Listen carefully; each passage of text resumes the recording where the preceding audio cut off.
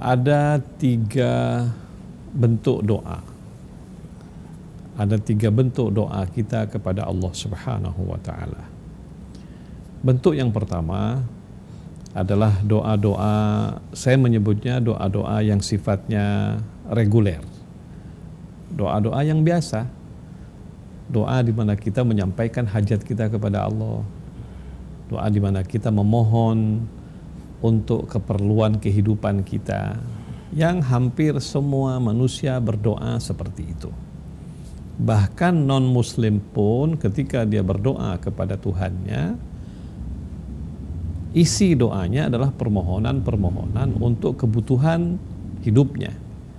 Misalnya kita bilang, ya Allah, panjangkan usiaku, sehatkan badanku, anugerahkan aku rizki yang halalan thayyiban, mohon anak-anakku menjadi anak-anak yang soleh, rumah tangga aku rumah tangga yang bahagia, selamatkan perjalanan aku, berikan aku kekuatan untuk menjalankan amal ibadah, berkahi usiaku, dan sebagainya. Itu bisa kita kategorikan sebagai doa-doa yang sifatnya umum dan reguler. Itu satu. Yang kedua, namanya doa munajat. Nah, doa munajat ini adalah doa-doa khas Ahlul Bait alaihimussalam. Apa itu artinya munajat? Munajat artinya seseorang berkeluh kesah kepada Allah Subhanahu wa Ta'ala. Seorang menyampaikan isi hatinya, curhat kepada Allah Subhanahu wa Ta'ala. Seorang ketika berdoa, dia bukan hanya untuk kepentingan-kepentingan dunianya, tetapi lebih pada upaya mendidik dan mentarbiyah dirinya sendiri. Itu doa-doa yang namanya doa munajat yang khas Ahlul Bait alaihimussalam. Contohnya misalnya doa kumail. Ya, doa kumail adalah doa yang seringkali dibaca pada hari Kamis malam Jumat. Atau doa-doa yang seringkali tampil di hadits TV.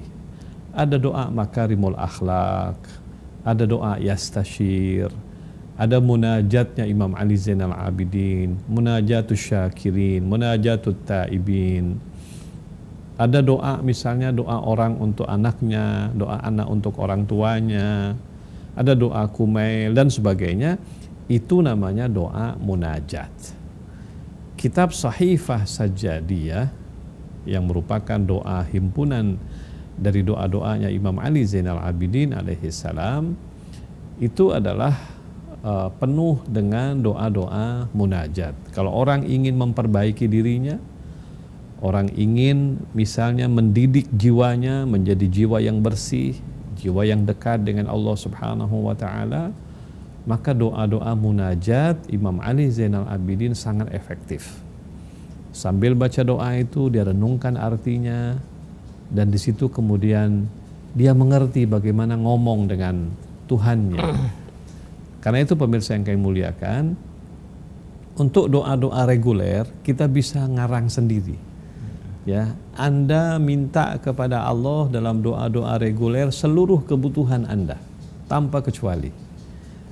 Anda minta anak Anda supaya lulus, Anda minta anak Anda supaya soleh, Anda minta rizki Anda minta kepada Allah supaya si fulan bayar hutang Anda minta supaya Anda misalnya cepat bisa bayar hutang, Anda minta keselamatan, Anda pengen macam-macam. Itu namanya doa reguler, mintalah kepada Allah Subhanahu wa Ta'ala.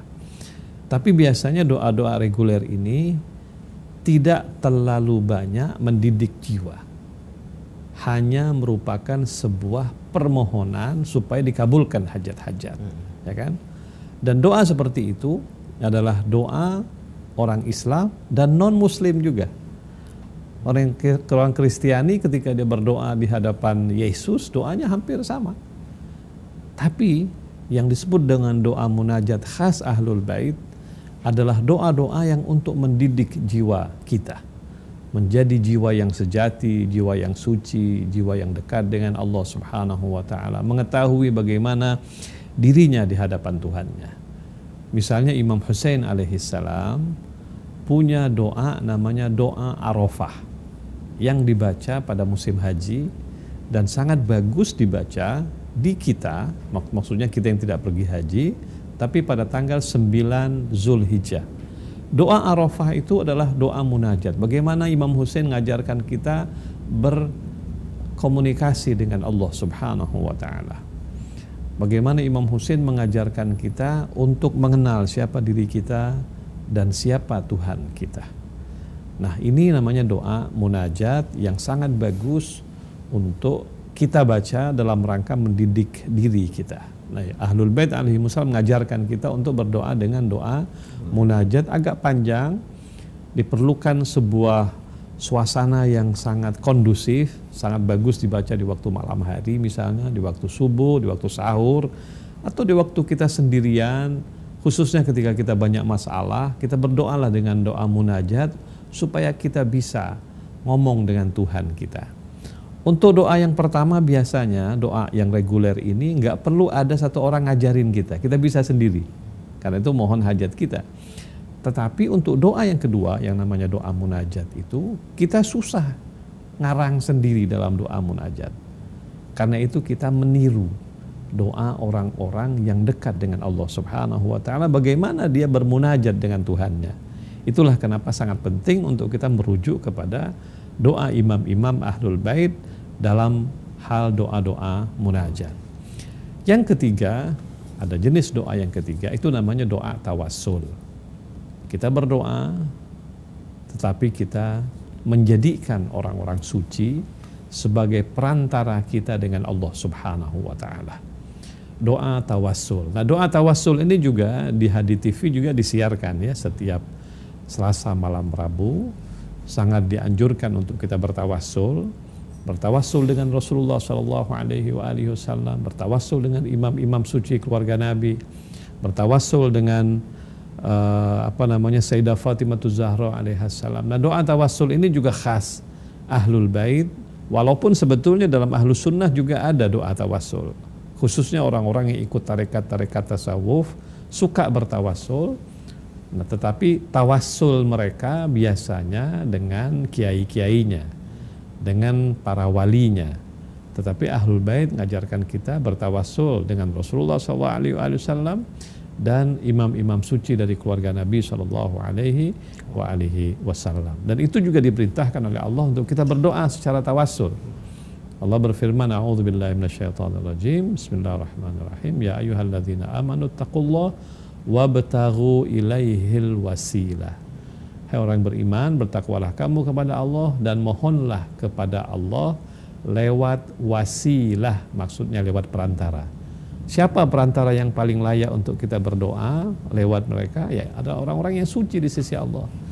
Dan orang yang suci di sisi Allah selain daripada Rasulullah adalah Ahlul Bait Nabi, sebagaimana yang difirmankan oleh Allah, Innama yuridullah yudhiba ankum risa ahlal bait wa yutahhirakum tathira. Mereka adalah manusia-manusia yang disucikan oleh Allah yang layak untuk kita jadikan sebagai perantara, wasilah dalam berdoa kita kepada Allah Subhanahu wa taala.